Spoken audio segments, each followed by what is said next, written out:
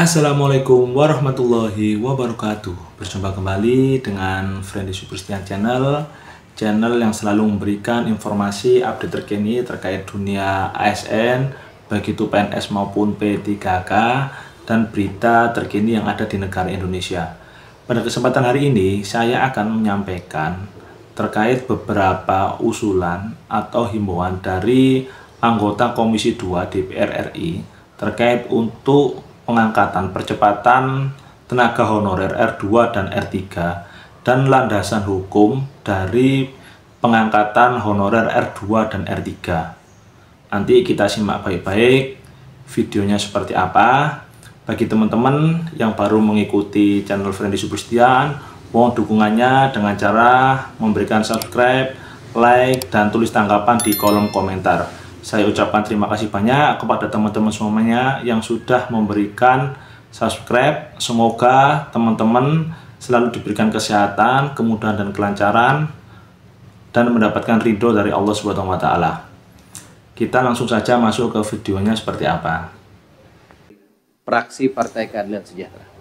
Sekarang perwakilan dari fraksi Pimpinan Partai Keadilan Sejahtera akan menyampaikan semua usulan pertama dan himbauan kepada Menpan BKN terutama ya terkait masalah percepatan dalam hal ini kita hanya dan saja pengangkatan tenaga honorer baik R2 maupun R3 dan landasan hukum terkait R2 dan R3. Sehingga kita bertanya gitu ya, kalau menurut pendapat Bu Menteri,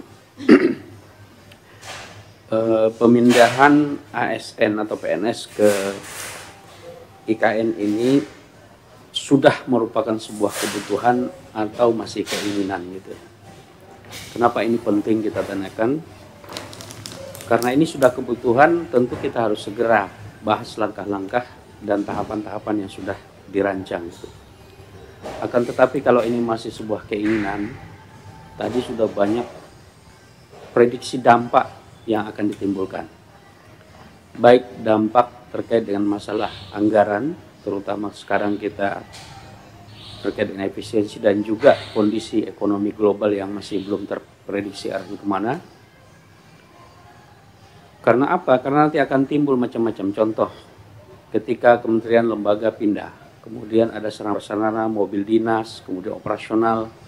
Kalau seandainya masih belum dibutuhkan, ternyata masih urusan kita banyak di Jakarta, kemudian kita lakukan pemindahan karena keinginan, tentu pembekakan anggaran ini besar.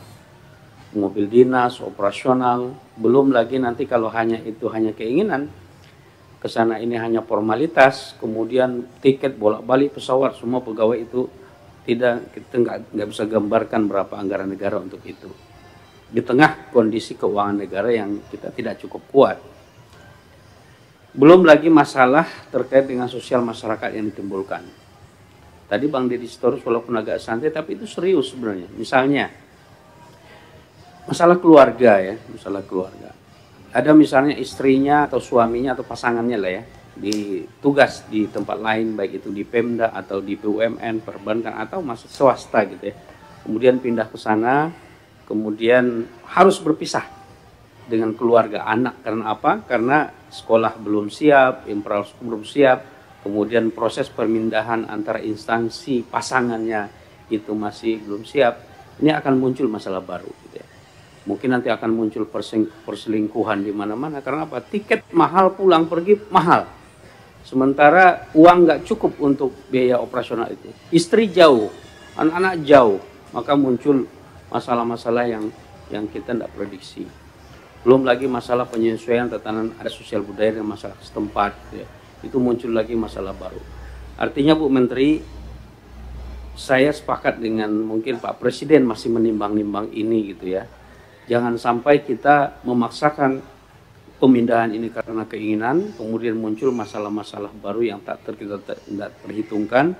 Ketika kita sudah bergerak, kita tekan tombol pemindahan, maka di situ tarif semua argo berlaku.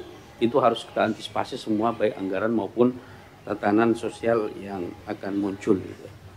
Ini tentu menjadi kajian bagi semuanya, baik IKN, BKN, kemudian Menpan RB untuk memberikan masukan yang bagus kepada Presiden, sehingga Pak Presiden tidak salah ambil kebijakan.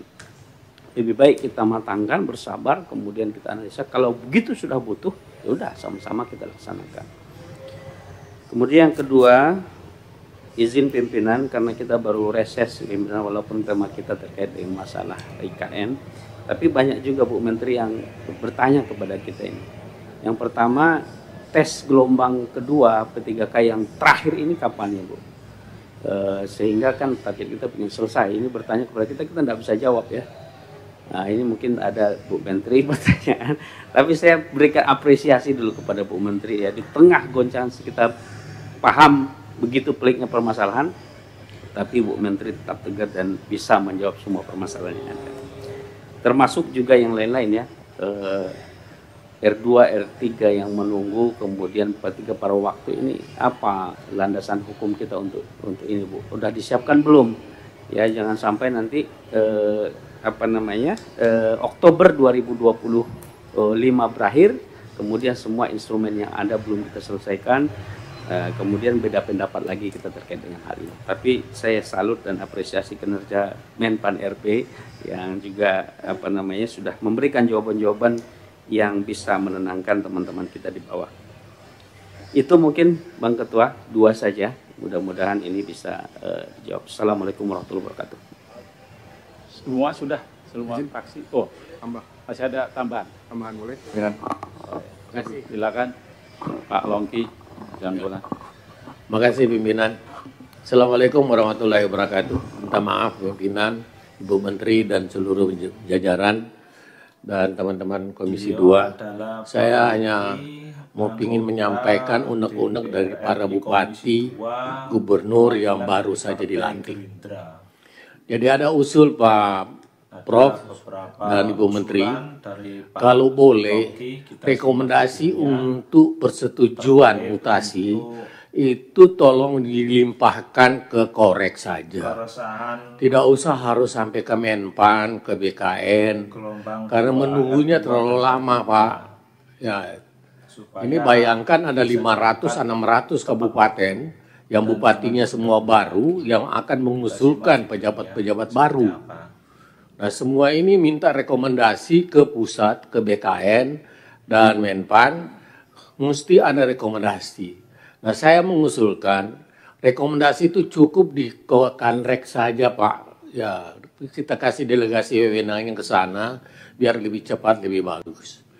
Yang kedua, usul tadi sudah dipertanyakan oleh teman dari PKS soal keresahan angkatan kedua, gelombang kedua tesnya. Kemarin saya baca di YouTube itu katanya dimundurkan, jadwal sudah ada dimundurkan.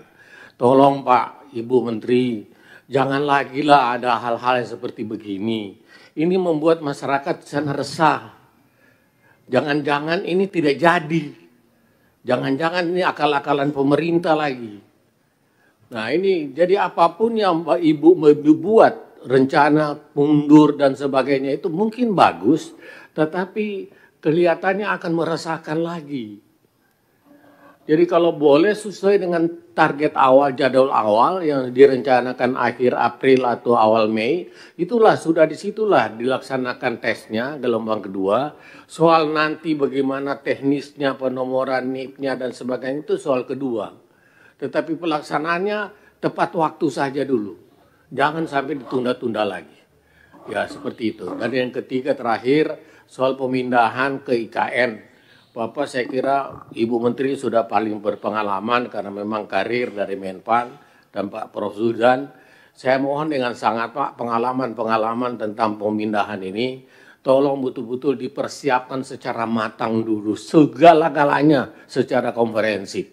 Mulai dari perumahan, fasilitas, tempat kerja, transportasi dan sebagainya yang nantinya tidak akan membuat frustrasi mereka yang dipindahkan ke IKN itu. Saya kira itu saja dari saya, minta maaf lahir batin dan demikian. Wassalamualaikum warahmatullahi wabarakatuh.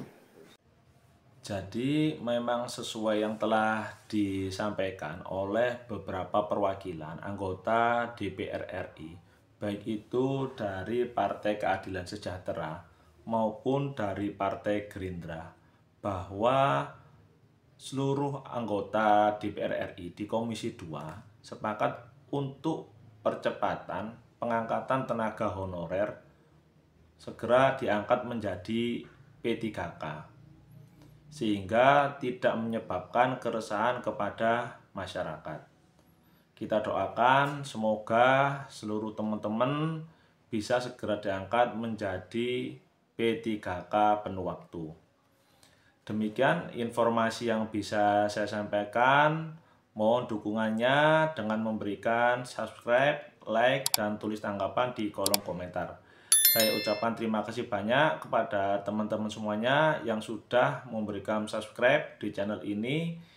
Saya doakan semoga seluruh teman-teman selalu diberikan kesehatan, dimudahkan dan dilancarkan seluruh pekerjaan dan keinginannya. Ada kurang, ada lebihnya, saya mohon maaf yang sebesar-besarnya. Saya akhiri, wabillahi taufiq wal hidayah. Wassalamualaikum warahmatullahi wabarakatuh.